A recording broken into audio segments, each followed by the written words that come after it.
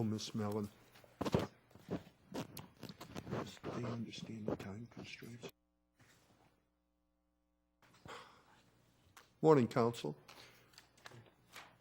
Your Honor, members of the court, good morning. I represent Mr. Rousseau, the passenger, so I'd like to address the standing argument.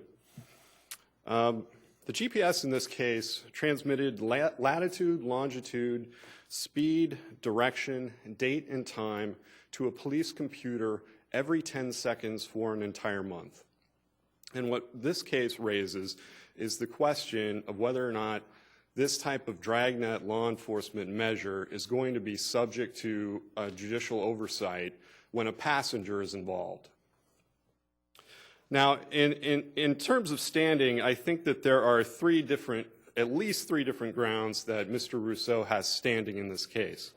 One, I'm going to argue that he has automatic standing, and I will also argue that it is a search and a seizure under the Fourth Amendment and Article 14. But with respect to the automatic standing argument, which I think has a lot of appeal to it in terms of its simplicity, and it will avoid litigation about a driver's connection to the vehicle, the ownership of the vehicle, whether the person is a bailee, and so forth. The reason I'm arguing automatic standing is based on this court's decision in Podgorski. And in Podgorski, this court held that where a driver and a passenger in a vehicle are in an identical situation in every respect, but for the fact that there is no ownership in the vehicle on the part of the passenger will have standing. But well, I can't remember the facts in Podgorski. Was it not, I mean, I think of automatic standing, not to say it may not apply here, but it's a variant, right? Because this is not a possessory offense that we're talking about. It is not a possessory offense, but I argue it should be treated as a possessory offense for two reasons. Number one, the possessory requirement understandably limits the people who can challenge a warrant. You don't want any Tom, Dick, and Harry coming in and saying that they have standing to challenge a search, and that makes a lot of sense. But there's another policy rationale behind the automatic standing issue which applies perfectly to this case, and that is the situation. There's two parts to it. One policy reason is that you don't want to let the Commonwealth argue inconsistent positions. You don't want to let them argue that a defendant doesn't have a legal connection with property for purposes of a motion to suppress, and then argue at trial that based on that evidence, they should be convicted. And the other part is it puts the defendant in a catch-22 of whether or not to assert their rights at a motion to suppress and then risk being impeached with that information if they testify at trial. Or they could just not assert the right and forego it and suffer in that respect. But is it, and maybe this is just too simplistic, but I mean, isn't it more direct to think about your client's situation that the GPS is really not interested in the car, per se. It's interested in what your client and Mr. Jaslinski are doing. I mean, they're tracing those two people. I mean, you get to the same place. It's just that I'm not sure you need to go through the automatic standing. All roads lead to standing, and then there's a lot of different ways to get to it. The automatic standing is one for those reasons. It's also a search under the Fourth Amendment in Article 14, and the test is CATS, whether there's a reasonable expectation of privacy. A driver and a passenger who are seated next to each other, for all intents and purposes, have the same reasonable expectation of privacy. There's the famous quote from the Weaver case that's been cited by this court and many other courts. The Weaver case is a New York case, and it talks about how much information you can collect on somebody by following them with GPS. You can find out where they work, where they live, what doctor they go to, whether they go to a by-the-hour motel, an abortion clinic, all kinds of things you can find out about people by tracking them with GPS. Just by virtue of the fact that somebody is the passenger and not the driver of the vehicle doesn't change that interest. They have the same privacy interests. In fact, there's some people who can't drive. There's disabled people.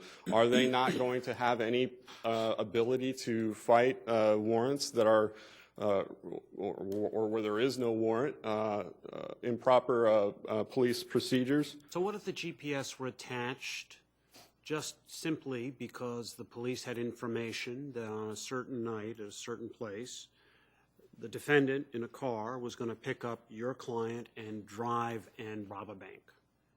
So it's a single evening GPS attached to the other person's car, and the car is tracked to your home and then to the robbery. Your client has a reasonable expectation of privacy that no one will know that he traveled on a public way in a car from his house to a bank robbery?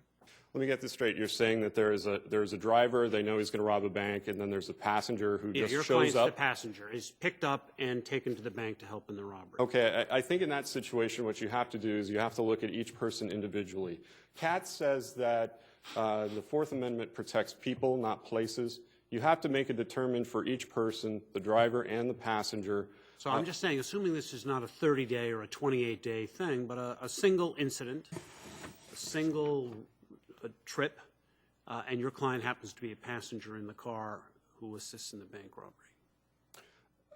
When you're talking about short-term surveillance, like something like that, then it looks a lot more like the Knotts case.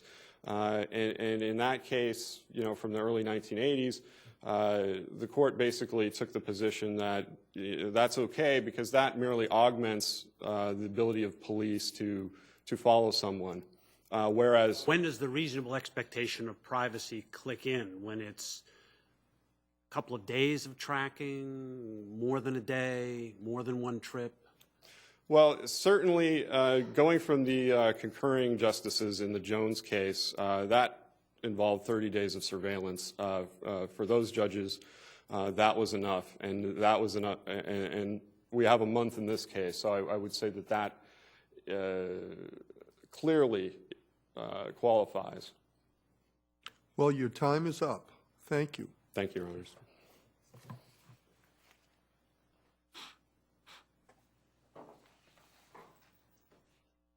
Good morning, Your Honors. Eileen O'Brien from the Attorney General's Office on behalf of the Commonwealth. My first response to Defendant Rousseau's claim regarding standing is the problem with Defendant Rousseau is he never even puts himself in the passenger seat of the truck at the motion to suppress stage via any complying evidence, either an affidavit as required under 13A2 or any evidence that was presented to the court where the motion judge could have made that finding. His entire rationale for why he should have standing derives from the premise that he was a passenger. And the law is clear that the burden is clearly on his shoulders to meet his burden. He doesn't even try in this case. So this is not a case where this court should be analyzing whether he, as the passenger, has standing because he never even puts himself in there. So his reliance on cases like Pogorski or automatic standing are also inapplicable. In Pogorski, it is, and those line of cases, it is undisputed that the person is the passenger, and then you do the analysis from there. They are also physically stopped and seized in their person as a result of the vehicle being stopped and seized. So your position is that to challenge the search, you effectively have to surrender any defense that says that you may not have been the passenger? This is not a possession case. I know that, but So it still may matter whether or not he was present in the car when the car went to its various locations. Obviously, the Commonwealth believes it matters a great deal. Are you saying that he essentially has to concede that point in order to challenge the search? I think there are 2 points that need to be observed in that regard, Your Honor. First of all, this is no different than asking a defendant to make his connection to any other type of evidence that inculpates him in a crime. The automatic standing rule is a carved-out exception for the conundrum where a defendant has to admit to either the crime in and of itself or an essential element of the crime. That is not this circumstance. nor is it the circumstance in general of the type of evidence that a GPS would track. The other issue that needs to be addressed is this People v. Weaver argument. So is the problem here the procedural one of not having filed an affidavit under Rule 13? I think there's two problems here. One, he doesn't file it, so he doesn't even get to the table. Even if he does get to the table, there is an analysis of going to Justice Cordy's example of where in the line does a reasonable expectation of privacy arise? Because if you've got a GPS in a car for 15 days, which is the first warrant at issue here, and you have a hitchhiker who hops in the car for 10 minutes with no connection to a driver, yes, maybe they can put an affidavit forward that says I was a passenger at this time. But to Justice Cordy's point, and as defense counsel concedes under U.S. v. Knotts, that is not a reasonable expectation of privacy. I also think we need to take a step back and really look at what GPS is. GPS is tracking the movements of a vehicle. That vehicle has limitations in terms of the derivative information that can then be determined whether someone was at particular locations, establishments, et cetera.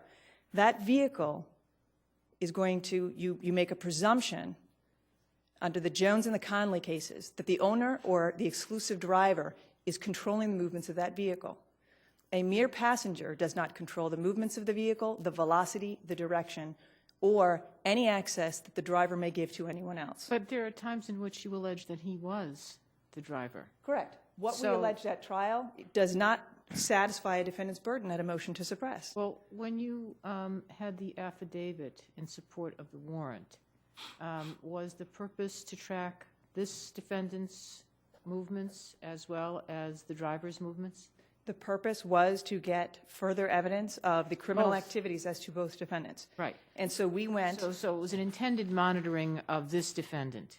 it was intended monitoring of that vehicle, which was Well, going to give us Of this patterns of defendant. behavior in It was individuals. of this defendant. You can't really say that. It was of these two men. And anyone else, identifying anyone else who may have been a part of it, what the pattern of behavior was, et cetera.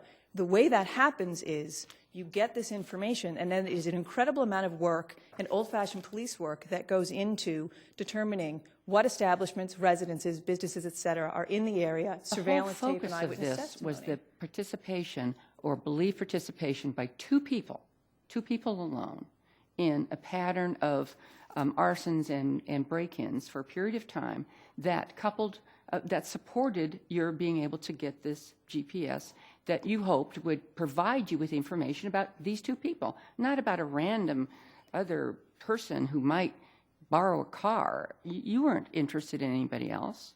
You were, and it was very I would clear at the respectfully- motion to suppress. I would respectfully disagree that we didn't know that there was anyone else involved. And analogizing that circumstance to asking, Didn't know there was anybody involved. I said, weren't you focused on not the car, but who was likely to be in the car? And those two, right. that would be, that is no different than us trying to go into what we determined to be a stash house and drug co-conspirators that use that stash house, that where we would go in and get evidence of money, records, and drug paraphernalia, That's a and different still way. say to that person, yeah, I thought you had connection and had reason to believe you were, and I'm going to prove that at trial. The burden is still on you to show your reasonable expectation of privacy in that place. And that is something this defendant never even attempted to do. You're not suggesting you would have been able to put this GPS on for this period of time by just saying, anybody who gets in this car, we're interested in, no matter, we don't know exactly who will be there. I'm suggesting, Your Honor, that we showed a pattern of conduct of criminal behavior and asked for it to get further evidence of that crime. The fact that it's a motor vehicle as opposed to something like a stash house, I don't think vaults this defendant or any defendant over what someone would be if we're talking about a physical location. There is a diminished expectation of privacy. What is captured is publicly and appropriately obtained by law enforcement through physical surveillance. And the line that crosses in terms of whether your movements are in fact tracked, to what extent, et cetera, that's a case-by-case analysis that would have to be done using the criterion that are traditionally used to determine if someone's expectation of privacy has been violated. Under the current state of the law, this defendant fails because Jones and Conley talk about the possessory interest, and he doesn't even attempt to make that claim. And so the reasonable expectation of privacy would be the Five next of step. the justices in Jones, when you add them up, talk about not just possessory interest. Isn't that so? Correct. But they didn't do the Five of 9 analysis. makes a majority, doesn't it? They also did not do the analysis of saying whether or not Jones did, because it was an uncontested factor in that case. No one contested standing on the exclusive driver of the vehicle. We have a very, very different circumstance with an occasional passenger who has absolutely no possessory ownership control over the vehicle. So who does? The owner only? The owner or the exclusive driver.